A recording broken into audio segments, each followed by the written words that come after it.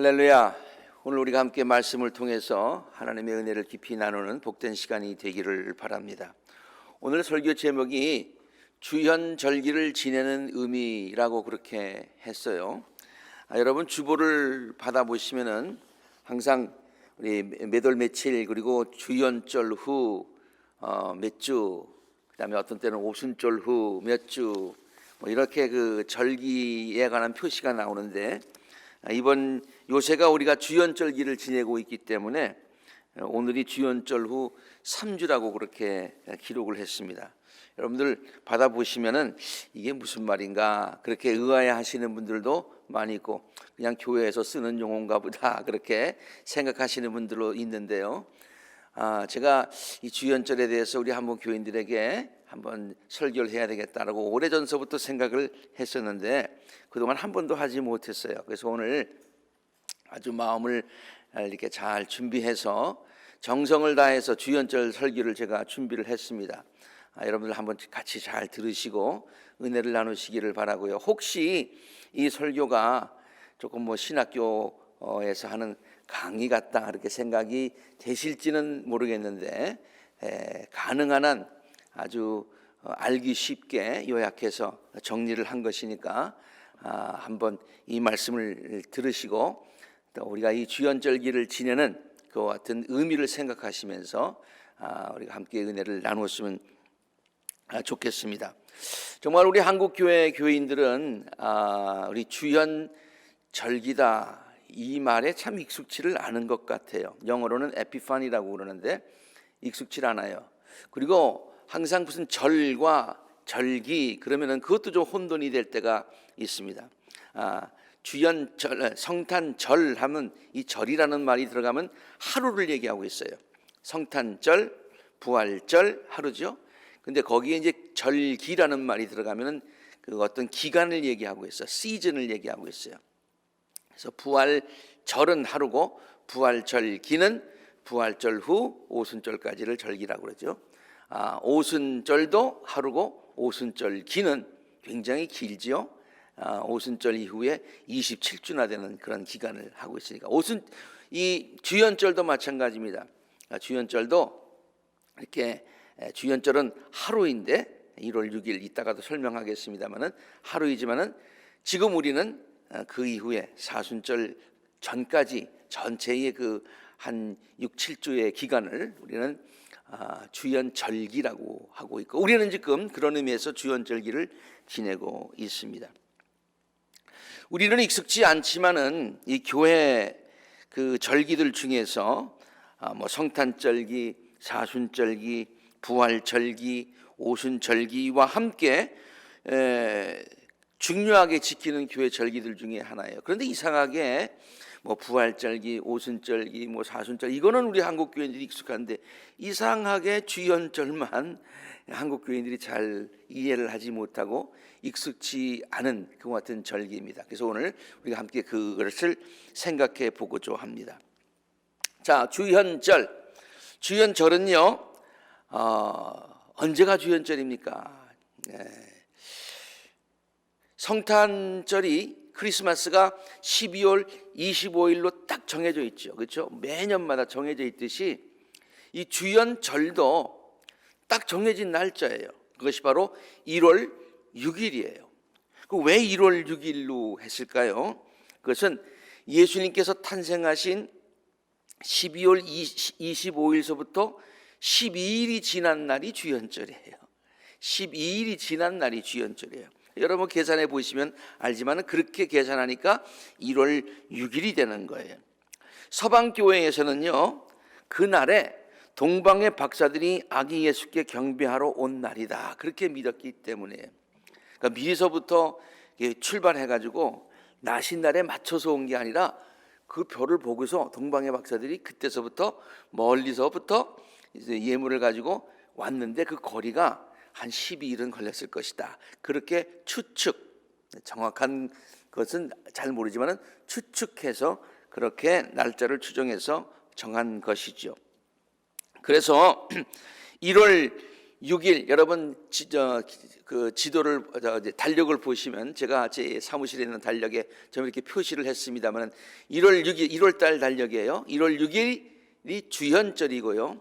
그 주현절 바로 전주일 그게 1월 첫째 주일이었는데 그 첫째 주일은 동방박사가 오신 것을 그냥 기념하는 주일날 우리가 예배를 드려야 되니까 사실은 주현절에 그렇게 됐다고 보지만은 그 동방박사가 오신 것을 기념하는 그 절로 지키고 그 주현절 다음 주는 예수님께서 공생애를 시작하시면서 세례 요한에게 세례를 받으신 날을 기념하면서 지키는 날이 되겠습니다.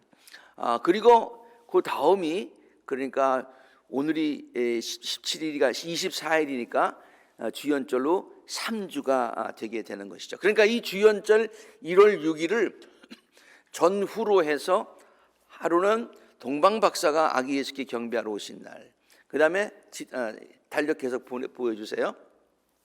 그리고 그 다음 주는 예수님께서 세례를 받으신 날. 그 왜 그러냐? 이따가도 설명하겠습니다만은 먼저 잠시 이해를 돕기 위해서 설명을 드리면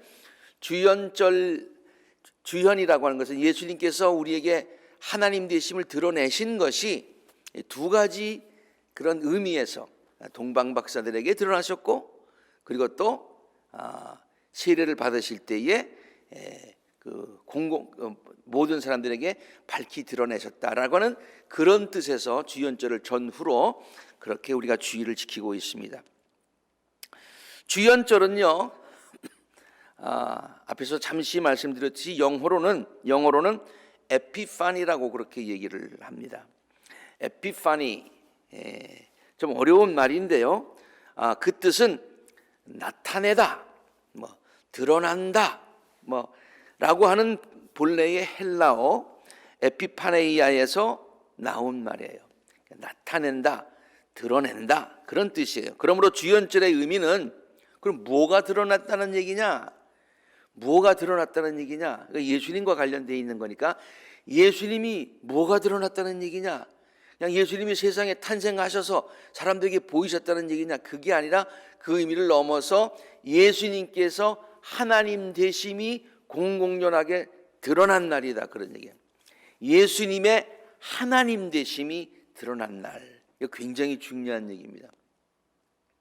중요하니까 다시 한번 주현절의 의미는 예수님의 하나님 되심이 드러났어요. 우리 한자어에 주현이라고 하는 말을 쓰는데요. 주는 주님을 얘기하고 있고 현은 나타낸다라는 그런 말인데 현자는 한자에 나타날 현자를 쓰죠. 그래서 알려진다, 밝고 명백하게 드러난다라는 말이 현이라고 하는 말이에요. 그러니까 주현이라고 하는 것은 아주 말을 한자어로 잘 번역을 했는데 예수님이 하나님 되심이 밝히 드러난 날이다라고 하는 그런 뜻이 되겠어요. 전통적으로 교회는요 이렇게 예수님께서 하나님 되심이 공공연하게 드러난 이 주현 에피파니에 대해서 두 가지 사건을 통해서 이루어졌다. 그러니까 대표적으로 두 가지 사건을 통해서 예수님의 하나님 되심이 드러나게 되었다라고 그렇게 이해를 하고 있어요. 첫째는 아까 주현절 전주를 동방박사가 아기 예수께 예물을 드린 주일로 지킨다고 그랬잖아요. 그 동방박사는요, 그래서 예수님이 하나님 되심이 동방박사들에게 드러났고 동방박사들은 그것을 깨달았고 그래서 그렇게 예물을 드렸다 그런 얘기거든요. 그리고 그 동방박사는 그 세 사람만 얘기하고 있는 것이 아니라 동방박사는요 모든 이방인들의 대표가 되는 사람입니다. 이방인들의 대표가 되는 거예요. 그러니까 동방박사에게 드러났다는 얘기는 예수님께서 탄생하셔서 이스라엘 사람들에게만, 유대 사람들에게만 드러난 것이 아니라 모든 이방인들의 빛으로, 모든 이방인들의 구세주로 만왕의 왕으로 드러나신 날이다. 그렇게 그게 중요한 거예요. 동방박사에게 보여줬다 이게 중요한 게 아니라 동방박사는 이방인들을 대표하는 사람이기 때문에 온 인류의 만왕의 왕이 되시고 온 인류의 구세주가 되신다. 지금은 우리가 그걸 너무나 당연하게 생각하는데 그때는 당연한 얘기가 아니었어요. 메시아는 유대 사람들에게만 이렇게 됐어요. 근데 하나님께서 빛으로 구세주로 드러나시는데 모든 사람에게 이방 사람들에게까지 드러나셨다는 굉장히 중요한 그런 의미가 있는 것이죠. 그걸 우리가 어떻게 합니까? 예수님께서 동방박사에게 이방인의 대표인 동방박사에게 만왕의 왕으로 구세주로 드러난 것을 동방박사가 깨닫지 못한 게 아니라 드러났으니까 밝히 보고 깨달았다는 것을 우리는 알 수 있어요. 그것은 왜 그러냐면은 우리가 성탄절마다 많이 설교를 들어서 아시겠지만은 만왕의 동방박사들이 아기 예수께 황금과 유향을 드렸잖아요. 그것은 왕에게 드리는 거예요. 그래서 당신은 만왕의 왕이십니다 라고 동방박사에게 알려졌고, 모략이라고 하는 예물을 드렸다는 것을 통해서 동방박사들에게 어떻게 드러나셨냐면은 모든 인류를 구하기 위해서 오신, 죽으러 오신, 모든 사람들의 죄를 사하여 주시기 위해서 오신 분이시다라고 하는 것을 동방박사들이 고백했잖아요. 당신은 우리 모든 인류를 구원하시기 위해서 죽으러 오신 분이십니다 라고 하는 고백이 그 안에 담겨 있기 때문에 동방박사에게 드러났는데 그거 의미는 모든 이방인들에게 드러난 것이다. 그래서 교회는 1월 6일 바로 전주일을 동방박사들이 아기 예수께 경배하는 것을 기념하는 주연절 주일로 그렇게 지키고 있는 것이죠. 그러나 주연절 그 전으로 또 다음 주일은 또 하나의 사건이 있다고 그랬는데 그 주연절이 이렇게 두 가지 의미에서 예수님께서 하나님 되심이 우리에게 드러난 것이에요. 그 두 번째는 뭐냐면은 예수께서 공생애를 시작하시면서 세례 요한에게 세례를 받으신 거예요. 예수께서 세례 요한에게 세례를 받으셨을 때에 하늘이 열리고 하늘에서 다음과 같은 소리가 들려왔다고 오늘 본문 말씀을 증거하고 있어요. 이는 내 사랑하는 아들이다, 내가 그를 좋아한다 라고 하늘에서 음성이 들려왔어요. 누구의 음성이에요? 하나님의 음성이에요. 이 말씀은요, 예수님의 이 세례는요, 하나님께서 직접 예수님이 누구이신가 하는 것을 공공연하게 드러내 주신, 주연시켜 주신 에피파니한 그런 사건이었다. 그것도 예수님이 말씀하신 게 아니고 세례 요한이 얘기한 게 아니라 하늘에서 음성이 들려왔어요. 하나님께서 직접 이는 내 사랑하는 아들이다, 구세주다, 너희들의 구세주다, 만왕의 왕이다, 하나님이다, 그것을 보여주신 사건이다. 교회가 1월 6일 주연절 그 다음 주일, 아까 전후에서 첫 번째는 동방박사에게 나타나셨고 두 번째는 예수님의 세례 사건을 통해서 예수님의 하나님 되심이 드러난 사건이라고 하면서 그 다음 주일을 또 그렇게 예수님 Jesus Baptism Sunday라고 그렇게 얘기를 합니다. 그래서 그날 또 세례를 많이 베풀기도 해요. 자, 이제 그 주연 절기는 이렇게 주연절로부터 시작해가지고 하루가 아니라 이게 어떤 기간이라고 얘기를 했는데요. 그러니까 주연절이 어떻게 시작했어요? 동방박사의 그런 오신 예물 드린 날, 그리고 사실은 또 더 큰 의미는 예수님께서 세례 받으신 날, 그 세례 받으실 때에 하나님께서 이는 내 사랑하는 아들이다 라고 하나님이 선포하셨는데, 그 주연절기의 전체적인 그 기간을 보면서 주연절기의 마지막은요, 마지막은 산상 변모주일, 영어로는 그 transfiguration, 피규어가 모습이 바뀌었다 그런 얘기예요. 예수님께서 제자들과 함께 산에 올라가셔서 본래 예수님의 모습, 그동안 제자들이 본 모습이 아니라 하나님의 모습으로 바뀌지 않습니까? 그때에 또 다시 한번 그 주현의 예수님의 하나님 되심이 다시 한번 선포되는데, 저는 이 말씀을 준비하면서 정말 이거 굉장히 놀랍다라는 사실을 깨닫게 되었어요. 달력을 한번 여러분 보시면요, 올해 2월 17일이 이제 애시 웬스데이, 제 수요일에 가서 그때부터 사순절이 시작이 돼요. 참 작년 이맘때에 우리 코로나로 인해서 그렇게 참 두려웠었는데 벌써 1년이 지난 것 같아요, 벌써.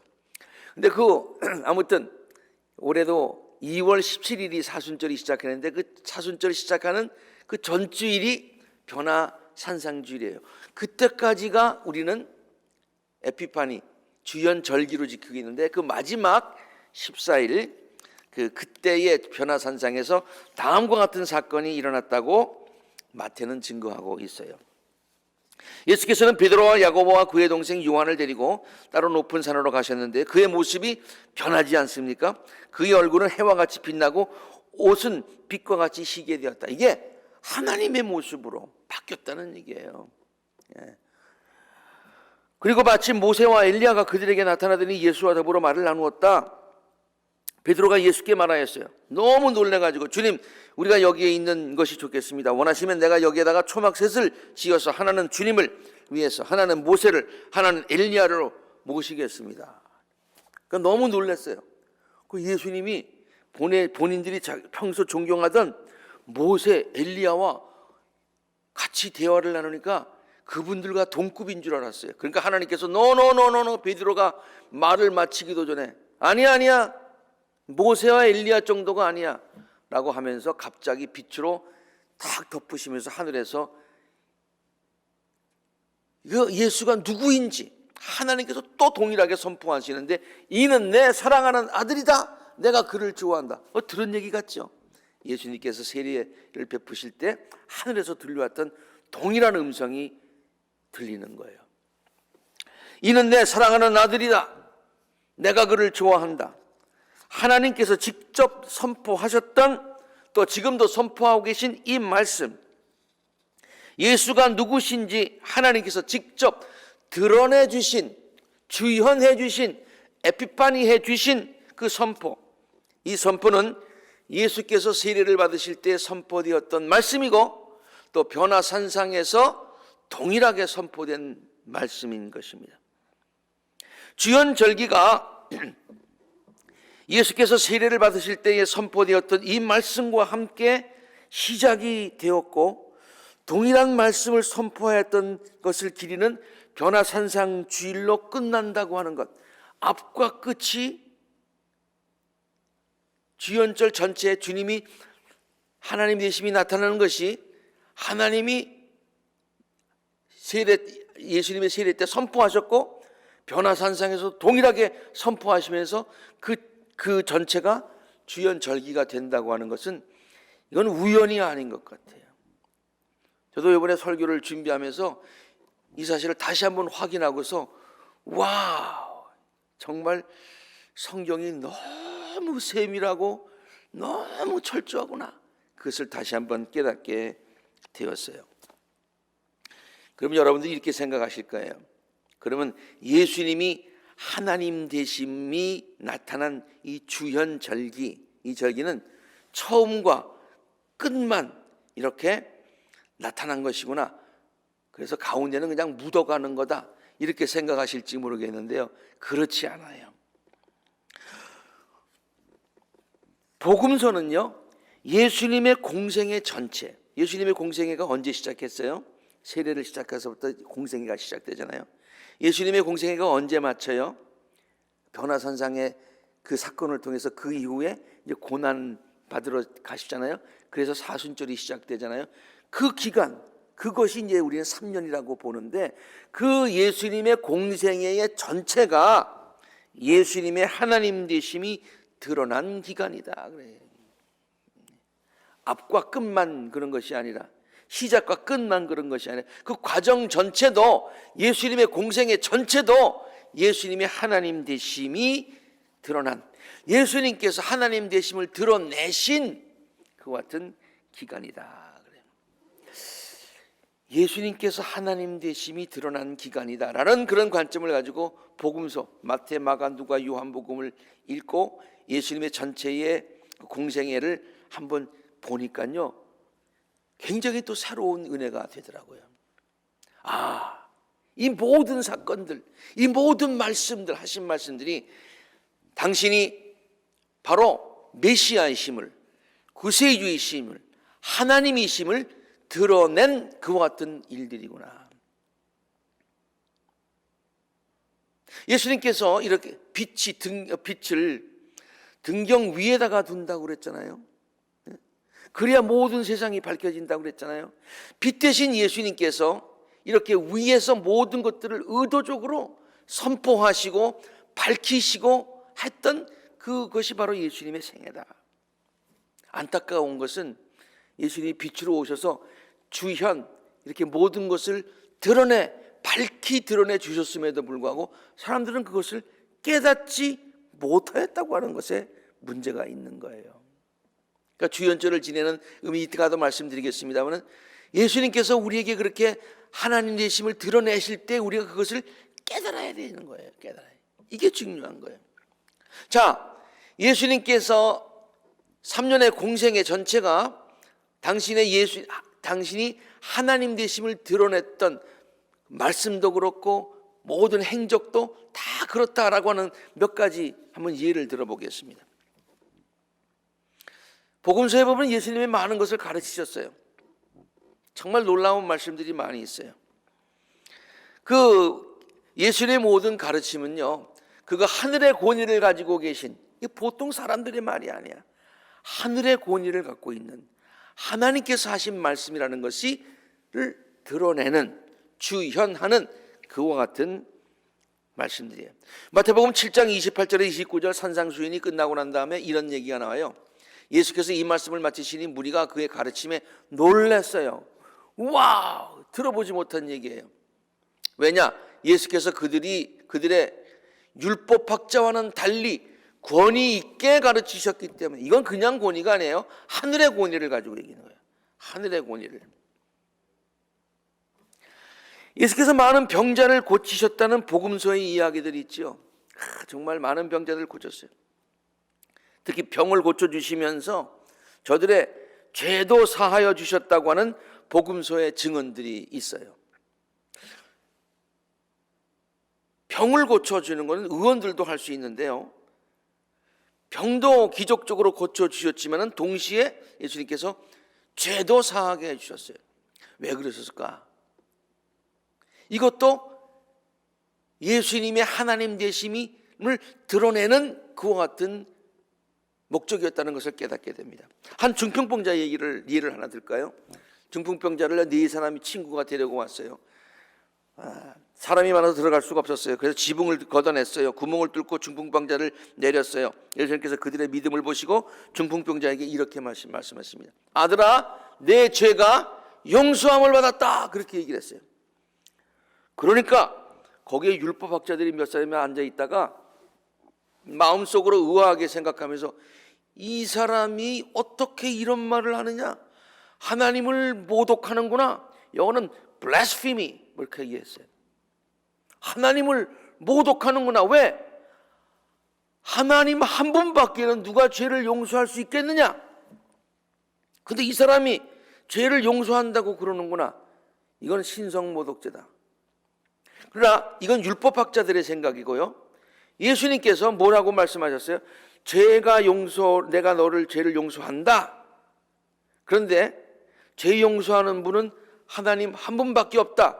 3단 논법으로 예수님은 하나님이다. 그런 뜻이 되겠죠. 예수님이 직접 또 말씀하셨어요. 예수님께서 그 사람들의 속마음을 아시고요, 이렇게 얘기를 하십니다. 어찌하여 너희는 마음속에 그런 생각을 품고 있느냐. 인자가 땅에서, 지금 땅에 왔지만은, 인간의 몸을 입고 땅에 왔지만은 죄를 용서하는 권세를 가지고 있음을 너에게 알게 하겠다. 너희에게 주현하겠다. 에피파니 하겠다. 나타내 보이겠다. 그런 뜻이에요. 그런 뜻이에요. 예수께서 죽은 자들까지 살리셨다는 극적인 사건들도 우리가 성경을 통해서 알 수 있는데, 이것은 뭡니까? 죽음의 권세를 이기는 인간은 없어요. 그러나 예수님께서 죽음의 권세까지 이기시는 하나님이시다, 생명의 주관자시다 라고 하는 것을 드러내신, 주현하신 그런 사건이라는 거예요. 나사로의 죽음 얘기를 하나 할까요? 나사로가 이제 죽었어요. 내가 거기 그런데 이 일로 말미암아 너희들이 나를 믿게 하겠다고 했어요. 뭘 믿게 한다고요? 하나님 되심을 믿게 하겠다고 예수님께서 말씀하신 거예요. 이런 관점에서 성경을 보니까 모두가 다 예수님의 말씀, 행한 모든 것들이 예수님이 하나님 되심을 드러내는 사건들이었어요. 예수께서 마르다에게 이런 말씀을 하시죠. 나는 부활이요 생명이니 나를 믿는 사람은 죽어도 살고 나를 믿는 사람은 영원히 죽지 않을 것이다. 내가 이것을 믿느냐? 이건 사람이 하는 얘기가 아닙니다. 우리 집사람이 가끔 가다가 저에게 이거 맞아요? 그렇게 얘기하면 제가 그냥 농담으로 말이죠.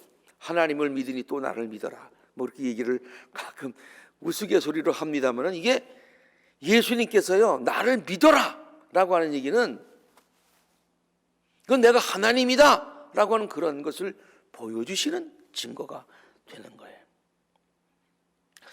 그러면서 계속해서 예수께서요 이제 나사로의 무덤에 가서 돌을 옮겨 놓으라고 하십니다.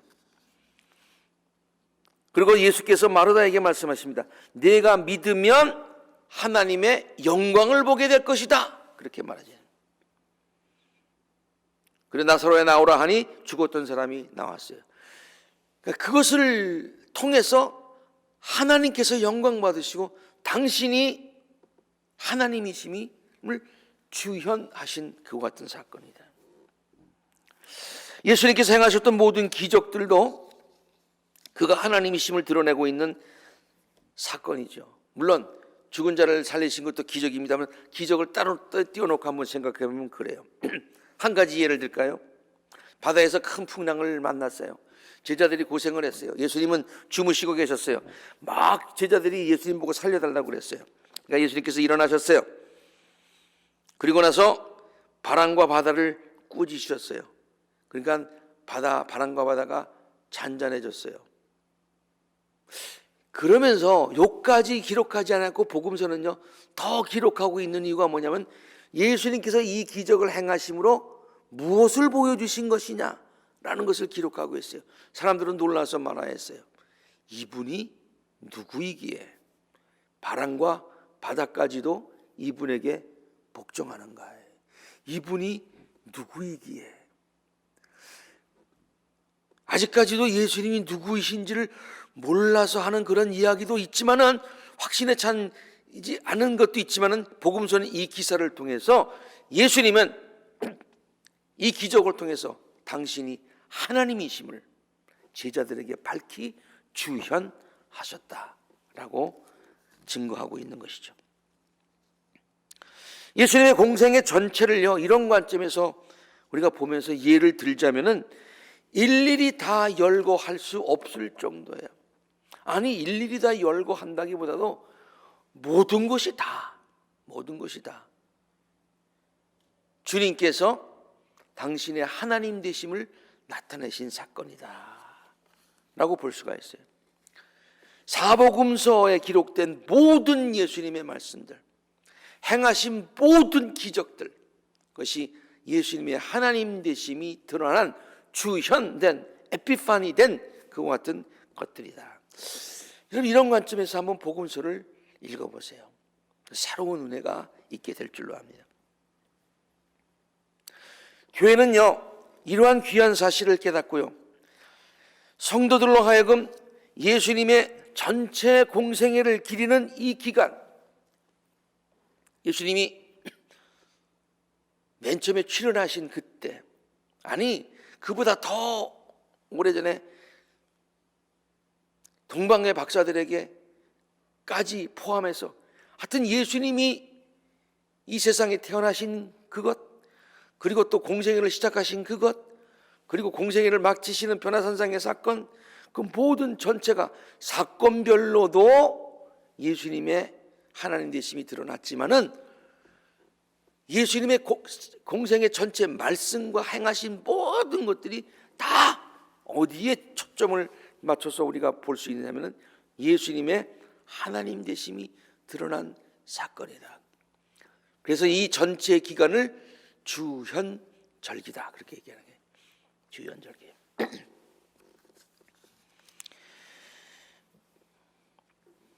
그러면 우리 성도들이요, 주현절기를 어떻게 의미 있게 지낼 수 있을까요? 자, 주현절기에 대해서 제가 정말 가장 제가 할 수 있는 한 가장 쉬운 말로 여러분들에게 설명을 드렸는데, 그냥 우리가 머리로만 알고 있으면 안 돼요. 그럼 주현절기를 우리 성도들이 어떻게 지내야 되겠느냐? 지금까지는 강의라고 볼 수 있다면 지금부터는 설교가 되겠어요. 어떻게 우리가 의미가 지낼 수 있느냐? 이 질문에 대답하기 위해서 먼저 알아야 될 게 있어요. 그것은 그럼 예수님께서 우리들의 삶에 어떻게 나타나시는가? 성경에 나오는 예수님은 그 당시 사람들에게 그렇게 나타나셨는데, 지금 예수님은 우리들의 삶에 어떻게 나타나시는가? 그걸 알아야 우리가 주연절의 의미를 바로 지낼 수 있겠죠. 그럼 예수님이 우리의 삶에 나타나시는 그 모습은 두 가지라고 우리가 볼 수가 있어요. 첫째는요, 예수께서 우리들의 삶에 현존하고 계심, 예수님께서 우리들의 삶에 현존하고 계심을 사건으로 경험하는 것입니다. 사건으로 경험하는 거예요. 우리가 기억할 수 있는, 아 그때 그랬지 라고 기억할 수 있는, 뭐 그때라고 정확하게 얘기는 못하지만은 어떤 순간에, 그리고 나에게 그것이 나중에 귀중한 소중한 신앙의 기억으로 남아있는 그런 사건으로 경험하는 것이에요. 예를 들까요? 좀 극적인 얘기이긴 합니다만은 다메섹 도상에서 사울에게 극적으로 주님께서 주현하셨지요. 나타나셨지요. 사도행전 9장에 보면은 너무나 잘 아는 얘기예요. 사울이 길을 가다가 다메섹에 가까이 이르렀을 때에 갑자기 하늘에서 빛이 들리고 음성이 들려왔어요. 이게 예수님께서 사울에게 주현 나타나신 것이죠. 사울아 사울아 왜 네가 나를 핍박하느냐, 그렇게 말씀을 하시죠. 주님 누구십니까? 라고 물으니까 나는 네가 핍박하는 예수다. 나는 예수다. 사도 바울에게 예수님이 나타나셨어요. 사도 바울은 이 사건을 너무 귀중하게 생각했어요. 나는 평소에 예수님이 살아계실 때는 못 뵀지만은 부활하신 주님은 다 뵀다. 사도 바울이 고백하고 있는 이유가 바로 여기에 있어요. 이 사건은요, 바울이 경험한 에피파니예요. 바울이 경험한 주현의 사건이에요. 이것은 바울의 전 생애를 바꿔놓은 극적인 사건이었습니다. 누구에게나 이렇게 예수님의 임재를, 예수님과의 만남의 사건을 체험하는 에피파니 사건, 주현의 사건이 우리에게 있어야 돼요. 그 모양은 좀 다를 수 있어요. 사도 바울처럼 극적일 수도 있어요. 그렇지 않지만은, 그러나 그것이 우리에게 굉장히 소중한 경험으로 남아 있을 수가 있어요. 바울과 같이 극적인 경험은 아니더라도 예수님의 사랑을 깊이 깨닫고 예수님을 만나는 체험, 마음이 뜨거워지는 체험, 예수님과의 만남의 사건, 인카운터링이라고 그래요.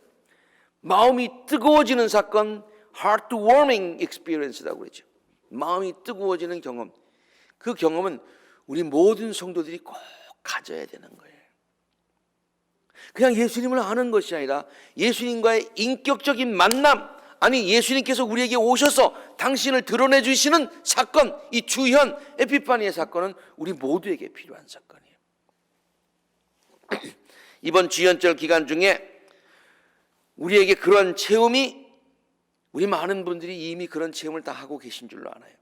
그것이 다시 한번 기억되고 감사하고 다시 한번 은혜가 되고 또 확인되는, 그리고 또 그것보다 더 주님과의 깊은 만남의 사건이 이루어지는, 주현의 사건이 이루어지는 복된 절기가 되기를 간절히 바랍니다. 또 주님께서 우리에게 나타나시는 두 번째는, 하나 지금까지는 사건을 통해서 우리에게 보여주신다고 그랬는데, 두 번째 포인트는 뭐냐면, 사건이라고 말할 수는 없지만 그냥 everyday our life, 우리들의 매일매일의 일상의 삶을 통해서 일상생활 중에 주님께서 우리에게 나타내 보신다는 거예요. 이게 중요한 거예요. 어떤 사건은 아니지만은 이거야 라고 핀포인팅은 할 수 없지만은 날마다의 삶에 주님께서 우리에게 나타나신다는 거예요. 성령은요, 우리들로 하여금 날마다 순간마다 우리들의 삶에 예수께서 현존하시고 우리에게 나타내 주시고 동행하고 계심을 깨닫게 해 주십니다. 주님이 지금 우리 삶에 동행하세요. 근데 우리는 안 보이잖아요. 근데 성령께서 그것을 깨닫게 해 주신다는 거예요. 우리들의 삶에 현존하시는, 나타내 주시는 예수님은요, 우리들의 삶의 목자가 되어 주셨어요. 늘 우리들의 삶을 푸른 초장과 맑은 신의 물가로 인도하여 주시고 우리들을 눈동자처럼 지켜주시고 보호하여 주심을 우리들이 깨달아야 되는 겁니다. 예수님은 지금도요, 말씀을 통해서요, 당신의 뜻을 나타내 주십니다. 우리가 말씀을 읽을 때에 예수님이 그 말씀을 통해서, 읽는 그 말씀을 통해서 예수님이 하나님 되심이 우리에게 드러내 주시는 거예요. 지금 이 말씀을 통해서도 예수님이 하나님의 뜻을, 당신의 뜻을 우리들에게 나타내 보이시는 거예요. 주연절을 이렇게 지켜라, 이렇게요. 말씀을 통해서 우리들이 마땅히 행할 바를 주현 보여주시는 거예요. 말씀을 통해서 우리를 위로하시고 소망과 용기를 주심으로 당신의 인자하신 모습을 우리들에게 보여주시는 거예요. 우리들의 삶에 기적을 행하여 주세요. 또 우리들의 기도에 응답하여 주세요. 그렇죠. 우리들의 삶에 작고 큰 기적들이 일어나잖아요. 우리들의 기도하였을 때에 하나님께서 우리의 기도를 응답해 주시잖아요. 여러분들이 적어놓은 기도문을 제가 새벽 기도 때마다 이렇게 쭉 읽으면서 기도를 하고 있는데요. 제가 작년에 우리 성도님들이 쓴 기도의 제목들을 쭉 한번 다시 읽어봤어요. 그러니까 나는 잘은 정확하게는 모르지만은 저 개인적으로도 그렇고 교회적으로도 그렇고 성도들의 삶을 통해서 그 기도들이 많이 이루어졌더라고요. 많이 이루어졌더라고요. 그렇게 우리들의 기도에 응답하시면서 당신이 하나님 되심을 우리들에게 에피파니, 주현하여 주신다는 거예요. 언제? 매일매일의 우리들의 삶을 통해서. 우리들의 삶에 이렇게 다양한 방법으로 현존하시는 예수님의 은혜를 깨닫게 되면 우리들의 삶의 두려움이 사라지게 되고 걱정과 근심이 사라지게 되고요, 주님과 동행하는 기쁨을 갖게 됩니다. 나중에 깨달으면 안 됩니다. 지금 깨닫고 누려야 합니다. 이게 중요한 거예요. 주연절을 지내면서 주님이 우리들의 삶에 매일매일 현존하시는데, 나타내 주시는데, 주연하시는데 그냥 덤덤히 지나가면 안 돼. 깨달아야 돼. 누려야 돼. 감사해야 돼. 그리고 간증의 삶을 살아야 된다. 그런 얘기예요. 여러분, 엠마오로 향하던 두 제자의 모습을 한번 보시기 바랍니다. 실망해서 지금 옛생활로 돌아가고 있어요. 한숨지며 돌아가고 있어요. 근데 예수님께서 거기에 주현 나타나셨어요. 이게 그 제자들에게는 주현의 사건 아닙니까?